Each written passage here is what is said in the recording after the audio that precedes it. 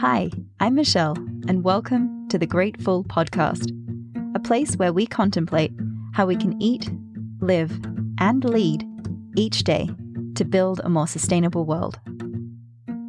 I have to say that what I love the most about hosting this podcast is the chance to speak to very cool, inspiring people who have found how they want to make their mark in the world and are passionately going about it. And that's how I feel about the guest I have on today's show as well, Professor Corinna Hawkes, who is the director of the Centre for Food Policy at the City University of London. And Corinna has really dedicated her career to working out how we can design and implement policies that help everybody on the planet access a healthy diet from a sustainable food system. And I love what Corinna writes about her work on her blog, where she shares a lot of really interesting and practical tips about how we can create a world where everybody can eat well. And this is what she says about her motivation to have a career in the food space. Eating better has the potential to make the world a much better place. Eating enough of the right kind of food enables children to grow as they should and helps adults live in good health and fulfill their potential. Eating is a source of enjoyment, of pleasure, a source of celebration and community, of what we have in common. It's a way of staying engaged with the earth that feeds us. Food is a vital part of our economy, providing jobs and supporting the livelihoods of millions of people who spend their days growing, gathering, harvesting, moving, processing, or selling our food. Food is also political, a means of helping us all figure out where we stand on the key issues facing the world today. I thought that was such a beautiful summary that also connects to why I work in the food space. And it just gives a really nice depth to the motivation that comes across so clearly when you chat with her. And Corinna's research is always interdisciplinary and really looks at how we can create policies that prevent malnutrition and build sustainable food systems. And she works from the city policy level all the way through to the international arena. She's been involved in, chaired, and contributed to more panels, reports, and global processes than I possibly have time to share with you here. But just to name a few recent ones, the Global Nutrition Report in 2018, the groundbreaking EAT Lancet Report that set scientific targets for a diet that's healthy for people and planet. And she's also chair of London's Child Obesity Task Force. And as I said, the list continues on. So that's just to say that her work in the food system space is so important. And I was so happy to chat with her and find just a shared interest in a range of things, from not only improving policies to build healthy food systems, but exploring the role of women in leading change and the importance of being open and vulnerable about the challenges we all face when we want to create change in the world, and normalizing the relationship we might have with overwhelm in that process. I really love chatting with Corinna, and I hope you enjoy our conversation as much as I did. I was reading that you are on the Childhood Obesity Task Force in the UK, and that got me thinking just about how important our connections to food are as children. And so I was wondering, what early interactions did you have with food that you think have shaped your path or influenced the work that you do today?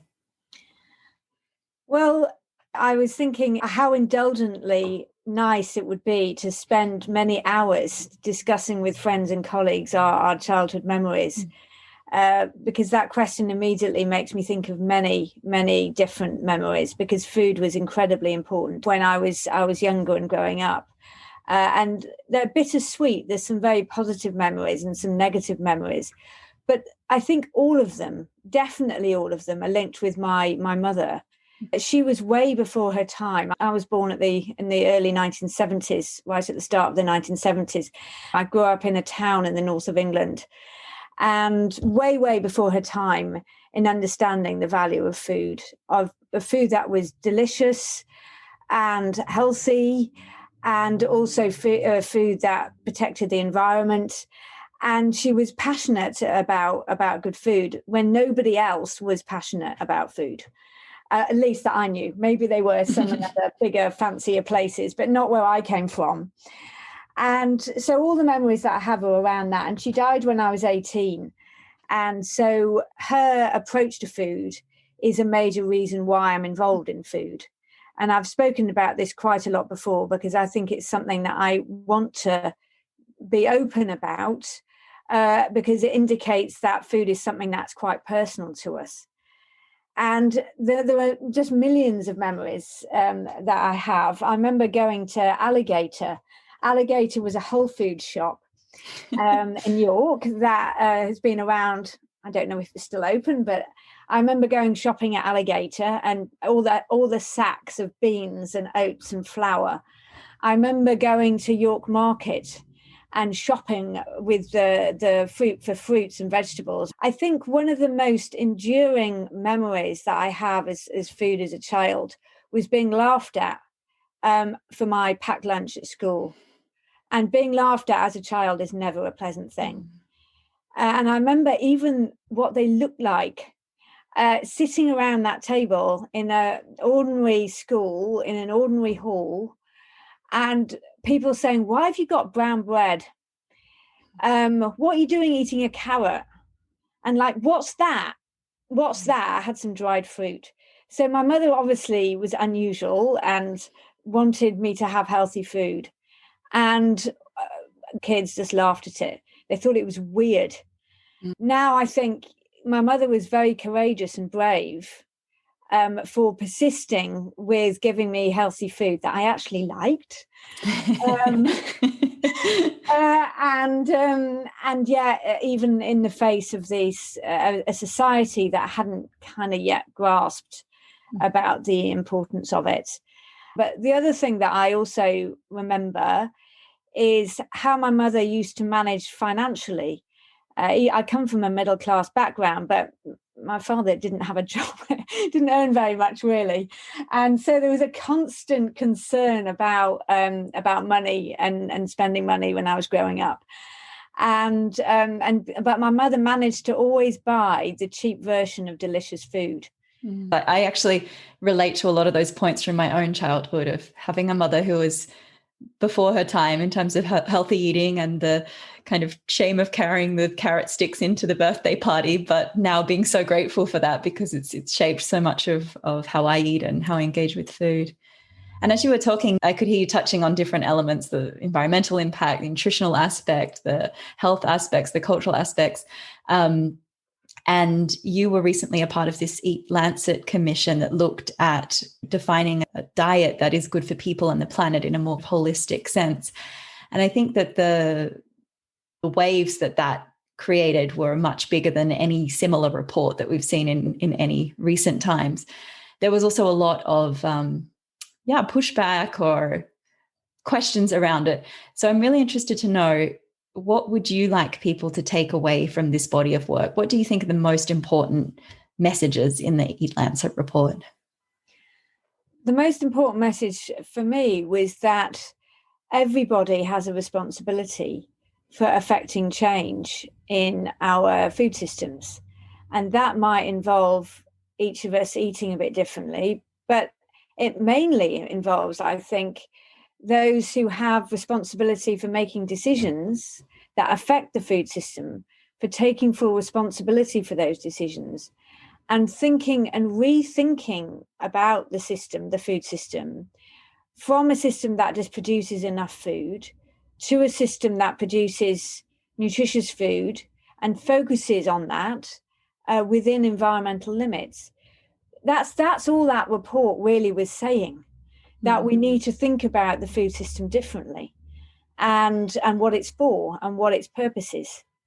So the purpose of the food system is to feed the world well and to make sure it does so in a way that is sustained for future generations, which means it needs to do it sustainably. It's a very simple message, but it's quite different from saying we need a food system that produces enough calories for everybody. The way that I put it is that in the current food system is focused on producing calories and cash, enough food and enough profitability and income for the actors in the system. And of course, the system needs to be economically viable, but economically, it's out of whack. And it's not, the economics are not aligned with producing nutritious food from sustainable food systems. And so we need to move away from a calories and cash model to a nutritious foods from sustainable food systems. Mm. Yeah, and you touched on the economic aspect there. And I think that's what I keep coming back to. It took me years of working in this space to come to this kind of essential understanding that, well, actually underlying all these big, sticky social and environmental topics is the fact that cheap food is the basis of our political economic system. And unless we change that, we're not going to be able to fundamentally change things. So how do you think we can start tackling this elephant in the room, the need to change the economic system? Yeah, and I agree with you 100% that unless we change the economics of the system, we're not fundamentally going to achieve what we need to achieve. We can achieve a lot, but we can't really have this transformation agenda that is talked about so often. So I wrote an article on this for the conversation recently because it's something that I've been preoccupying me for quite a long time. And I think the issue is to get the supply and demand cycle lined up. So in other words, I don't really like to use economics terminology, but staying within economics terminology, we need to be in a situation where people are demanding, people are wanting to eat healthy foods, and they have the capacity and means to be able to afford it and prepare it and so on. And that demand needs to be met by the supply of those foods. So we need to have what is now a vicious cycle and convert that into a virtuous cycle. How do you do that? The first thing is that people need to have the capacity to be able to afford it. So there's a whole anti-poverty agenda that has to be part of this economics, this rethinking economics. And the second thing is that we need to have financing for healthy food. There's absolutely trillions that is spent in the food system right now. It's not focused on nutritious, healthy foods. It's focused on producing enough calories, or it's focused on producing money for certain actors who want to make money. So if we were to reorient our financing in the food system, that could be agricultural subsidies. It could be public procurement. It could be the investments that are made by the private sector. If we were to reorient those and ask questions and say, right, how is this money that is being spent? How is that actually impacting nutritious food? It's probably not having much of an impact. So we need to reorient the way that we're spending money, which is a very practical thing, because it's fundamentally saying, I'm going to come into work, have a job that involves spending some money in the food system. I'm going to think differently about it. A third thing that really needs to happen is to make junk food less attractive. Mm-hmm. There's it's so easy to like junk food. It's so easy to like it. And all of us get tired and want to gorge out on these kind of sweet treats and so on. It's just a human reaction to how palatable it is. So we really have to come down hard and say, everyone's always going to like this, but we need to make it less attractive to people. And so we need a small amount of regulations and restrictions that level the playing field so that big food companies are disincentivized from producing it in the first place. And then we need to have a reorientation of the way the whole incentives for companies, small and large, to produce profit. And that is really fundamental to the way our economy operates. And to do that, that means we need to alter the nature of competition between those companies. So there's another whole agenda around that. And I'll stop there. But there's some very practical things that can be done. It sounds like, I've talked about this before, and people say, "Oh, are you trying to smash capitalism?" Yeah. Well, I mean, we are asking questions. The Financial Times, the World Economic Forum is asking questions about the nature of capitalism. So, are we trying to rethink capitalism? Yes, we are. Is it an agenda where we can take some practical steps? Yes, it is. And we can take those steps now. It doesn't have to be one of these things that we're just shouting on the street with our fists out. There are some practical things that can be done to take it forward. Yeah. Yeah. And I think it's so important for us to normalize this conversation. Like you say, a lot of big organizations are really asking these questions, and we should all be able to do that without being, I called agree. communists or whatever. I've had all kinds of things said whenever bring this up. Yeah, exactly. I really do agree. And I mean, I think the other point here is about what does success actually mean and how do we measure success? And thinking about and really redefining what those metrics of success are can also go a long way in terms of understanding what it is that we're aiming to achieve. I mentioned about purpose of the food system before. If we get clear on that, that would set a broader framework for what it is that we're trying to achieve. Because I think understanding purpose is important from a policy level, from a personal level, and from a food system level. Yeah, and I think what you've just said is equally as important for us as individuals as it is for us collectively in the system. Getting clear on what success actually means for each of us and what is purpose for each of us in our lives can also help us, I think, connect to that at a more collective level. You mentioned some nice concrete measures we could engage with more on the economic side of things. I'm really interested to know what you think are some of the most, let's say, innovative or bold actions being taken around the world on food systems and policy. Yeah, I mean, when it comes to boldness, I don't see the boldness that's really required because there's always a reason not to do something. And that's because there's so many conflicts in the food system. If you make this change, it's going to have an impact on someone else because it's a connected system. And so it is inevitably going to have an impact on someone else. And that means politics comes into play straight away. And politics matters. It's always going to matter. It's always there. But it does mean that boldness does tend to drift away rather. Unless you have very, very strong political commitment to affecting change. So I don't see as much boldness and courage as I would like to see.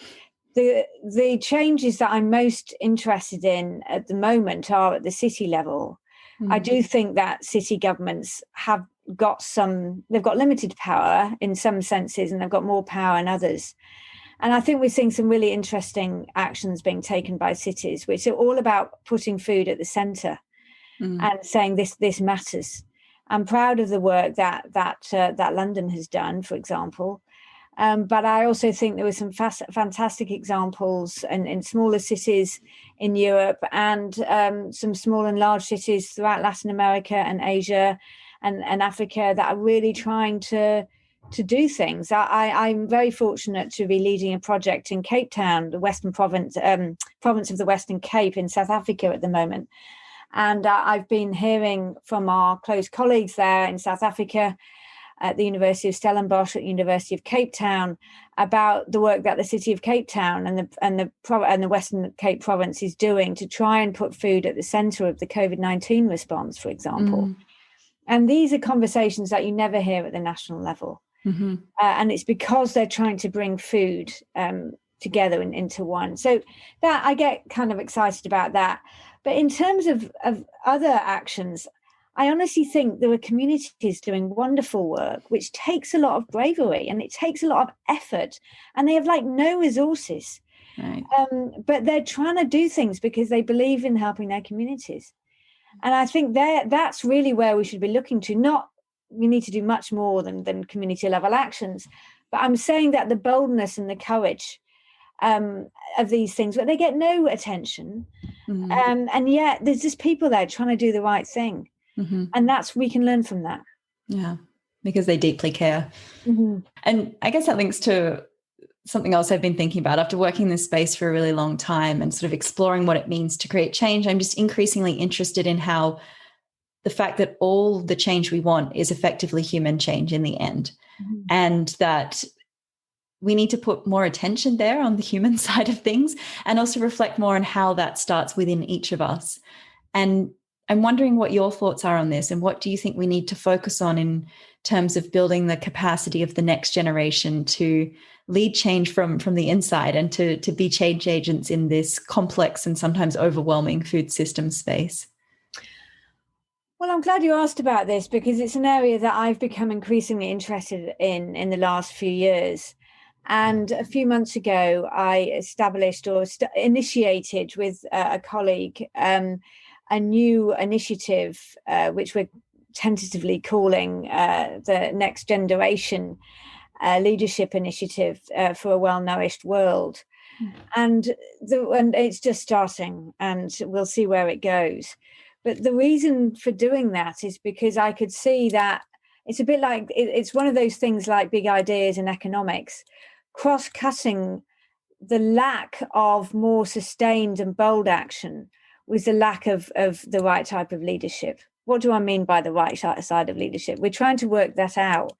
I have some clear sense when I see leadership, I think is not the right type of leadership and what the right type of leadership is, but we're trying to pull that together. And I think unless we empower mid-career and early career professionals with the audacity to lead in the way that they believe will lead to a better world, we will not succeed. What I see is younger professionals coming through the system, I was the same, saying, this is the way that you lead. You lead by the way that this person leads. They're successful. Therefore, I need to be like that person in order to succeed. They're often men, not always men, but often are. And I think that if we're really going to make the change, we need to give people the power to say leadership can be different to how it has been in the past. For example, we've seen an enormous amount of incompetence in our current leadership. So just the basics of saying, by the way, being a leader is being competent. Just the absolute basics. Right. Second, being a leader is being courageous. But what does that courage actually mean? Yeah. And how does it play out in practice? What does it involve for our daily decisions? So this is something that I'm probably my leading passion at the moment is trying to better understand this and trying to communicate that and trying to engage this people, particularly women, but it's not just women, around this issue. Because at the end of the day, we get up in the morning, those of us who work, we get on with our work, or we look after our kids, or we go to school, or we're students, or we're struggling like mad in a terrible situation of deprivation. And we just have to live our life. And we take one step, we take another step, we do one thing, we do the next. How can we take those daily steps in a way which is different, which is going to fulfill our purpose in life as individuals, but also fulfill a greater purpose of a better food system that is going to be good for the world? We have to better understand how we make those changes in our everyday lives. But we also have to fight to break down the structural barriers which prevent that from happening. Absolutely. We need action on both sides. And I think about that a lot too. Like, what can we do in our everyday to make living and leading more intentional? And I'm very excited to hear you talk about that, because that's my leading passion at the moment too. And I think, as an aside, we'll have to talk further about this and how we can maybe join forces on this topic. Yeah, so we've talked at the policy level, we've talked a bit at the individual level, and I really believe we need change at multiple levels across the system. And that's not just in terms of how we eat, but also in terms of how we live and how we lead. And for me, that really sort of starts on the inside. How do you work with this in your day-to-day life? Let's say taking more intentional steps. Well, I mean, on a most practical level, I work hard, and everybody I know works hard. So I think being very applied to what you do is important. I also make sure that I'm spending time making sure that we eat well as a family. I have one daughter, I'm married. And I think that is important to try and live one's values in that sense. But they're quite general points. I think it's difficult to say. I mean, I think I'm someone who's struggled. Many people struggle, and clearly, I'm a professor. I live a fairly privileged life compared to the vast majority of the world's population. But I've struggled a lot. And I think staying in touch with that struggle is the most important thing, because it keeps you grounded with other people. I have to admit, I'm always a bit suspicious of people who don't struggle. Like, is life that easy? Normally you find that they do, and they've just got right the surface. But there's something about struggling that enables us to share things with our fellow human beings and to stay in touch with that. Yeah.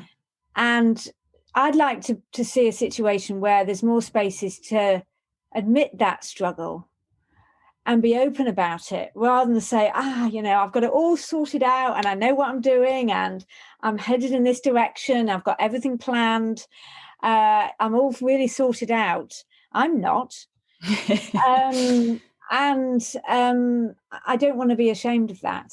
Right. So I think just maybe staying in touch with that struggle and staying grounded. I mean, there's a big conversation at the moment about underrepresentation of communities, women, of course, and other gender identity issues, as well as Black and Asian and other ethnic communities, representation from the global South. And I think, should I be giving space now to other people? And absolutely, that's one of the reasons I want to develop this initiative and work with others and collaborate with others doing the same thing. But I'm not ready to lean out yet. I'm going to be 50 next year. I'm just going into the decade. I think I can really get something done after building up my experience and struggling. Right. But unless I really stay in touch with myself and stay in touch with my struggles, I will risk going up at this high and mighty level and not being in touch and not staying grounded with really what the struggles are on the ground. Right. And that's another huge passion of my mind is the research. Most of the research that we do in my Centre for Food Policy is lived experience research, which is trying to understand how people experience their food system.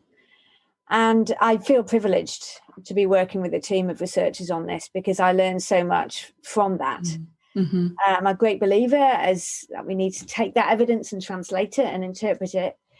But staying grounded, recognizing that we all struggle and not feeling guilty too much about that, I think is the way I would answer your question. Sorry, that's a very long-winded answer. Sorry. No, I love what you said. And two of the things I pick up from it is that we need space for both authenticity and vulnerability so that we can really connect as human beings and connect to ourselves. Because when we disconnect from that, then first of all, we don't necessarily have much of an impact and we're not very happy in the process of trying to do it because we're just living disconnected from everything.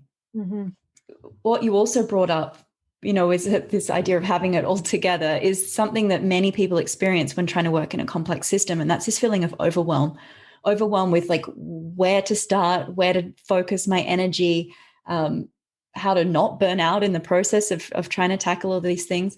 Would you have any tips for how you deal with overwhelm? I struggle with feeling overwhelmed. I feel privileged to do the work that I do. But I also find the number of projects I'm involved with overwhelming. And what I struggle with most is I have a strong desire to make a difference. One can only do what one can do, and I don't want to assume that I can make a difference on my own. I can't. It has to be part of a much broader collective effort. But I feel overwhelmed by the fact that I don't really feel I'm making enough of a difference. And a constant sort of need to want to make more of a difference. And maybe that says something about my personality in psychology. I don't know, but it's certainly not said in the idea that I'm some kind of selfless person who's trying to save the world. It's very personal. It's very driven by my own desire to live and just to affirm life every day. So I think the only thing I can say as someone who really struggles with that, and the only tips that I have, is to remember that you can only do what you can do, and to try and remember that everything that you do, if it's done for the right reasons, from the right purpose, is that's all one can do. And also to accept that one is going to make a lot of mistakes. I certainly make a lot of mistakes. And I beat myself up for making those mistakes. it's a really bad idea to beat yourself up. Don't do it. It's a complete waste of time. I mean, it just doesn't help anything. It's something that I have to work on in myself. I'm not doing enough. I should be doing more. I should have made a different decision. Never use the word should. I say this because I'm working on this for myself right now. It is the idea that let's just focus on achieving things, not on ruminating. Yeah. It's a terrible habit. Don't get into it. Yeah, I think that rumination is a big challenge for so many people, right? It's like a whirlpool that just pulls us in. Yeah. And I've been reading something recently around, how much we learn through making mistakes and just trying to embrace that. Like, well, what did I learn here? And let's keep going. I want to read out a quote from you that I found somewhere that says, "This is leadership. Getting things done by building coalitions, motivating collective action with purpose, staying energized and positive when things get tough." I really love this quote, and I think it kind of summarizes some of the things that we talked about. What are your most important practices for staying energized and positive, even when things might feel challenging and overwhelming? Well, it's funny about the staying positive. I lost my mother when I was 18. I mentioned her earlier, who was very progressive when it came to food. And there's nothing like keeping me positive and energized than knowing that what I'm doing would have mattered to her. And I'm taking work that she never had the chance to do. And the fact I'm taking that work forward, there's nothing that gets me going than that.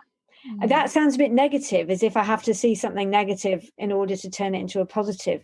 But it shows that I have a very strong personal mission. And I think when you have a strong personal mission that aligns with a world out there, a collective of people who are working towards the same goal, it's incredibly motivating. And however tired I am or however annoyed I am at something I'm doing, that will motivate me. The second element of staying positive and energized is reaching out to my community. Every day, I thank my lucky stars to be working in such a marvelous community of people.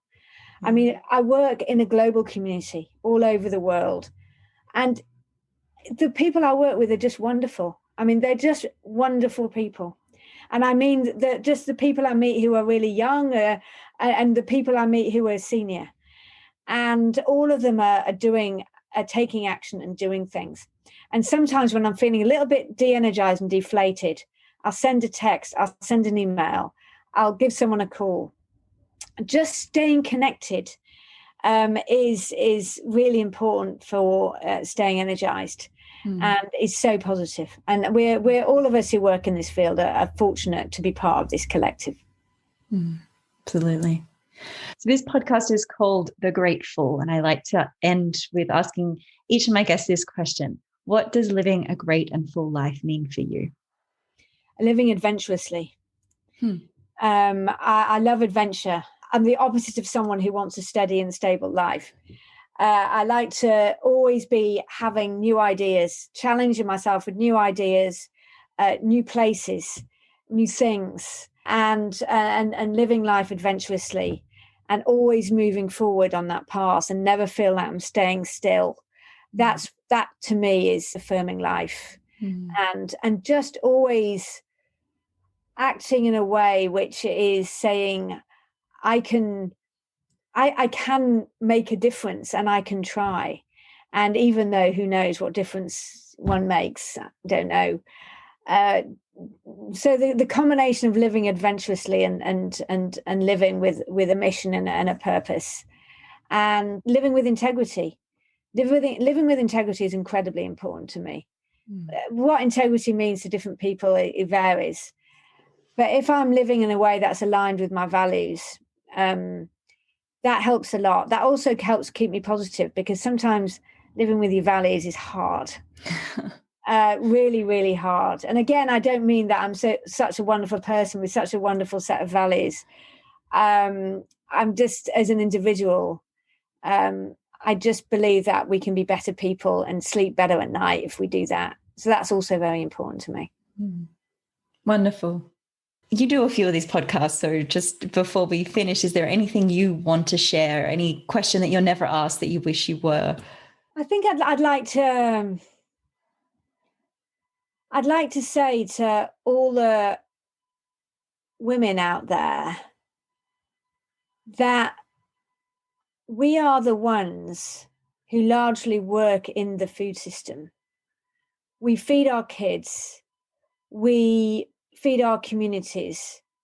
We're most of the farmers and producers in the world. We're the ones doing the rubbish jobs in food processing and food retailing. And I'm talking globally here. And we should take power in the food system. I think the matter for leadership is a matter of good practices, good leadership practices. And men can have them, women can have them, everyone can have those practices. It's not about saying that there doesn't need to be equality. But I think there's so much more that women could do, precisely because we can stay grounded in that experience and that everyday experience. So I would really love to see more power in the hands of women who are grounded in that, whether it's as a very, very poor farmer in a developing country, whether it's just somebody who feeds their kids and thinks it's just everyday and ordinary. But we need to do more to bring those experiences out and to talk about our experiences, because unless those experiences are reflected in policy and practice, that the changes aren't going to happen. So I really do believe that now is the time for women to develop that confidence, and for us to change the structures that enable women to have that confidence, and to gain skills where they need to be gained, and to connect where connections need to be made in order to affect change into the food system. And I certainly, as a woman myself, want to be part of that effort. And when I think how much I struggled earlier on in my career, which I did because I was trying to manage husband, child, moving around the place, having made the wrong choices when I was younger, I just really hope that we can help each other in that effort. Oh, that's beautiful. I feel all of that resonates with me, every single word. So thank you so much. And thank you for listening to today's show.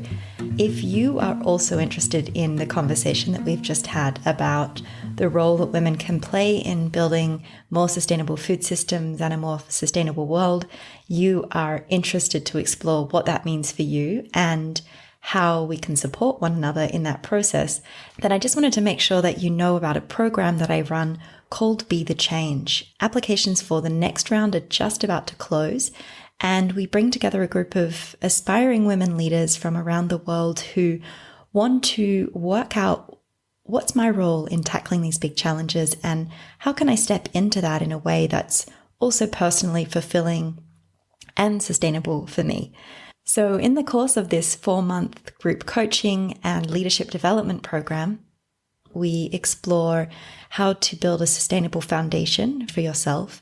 We explore how to build community and build communication skills so that we can really get our message across and bring people along for the journey.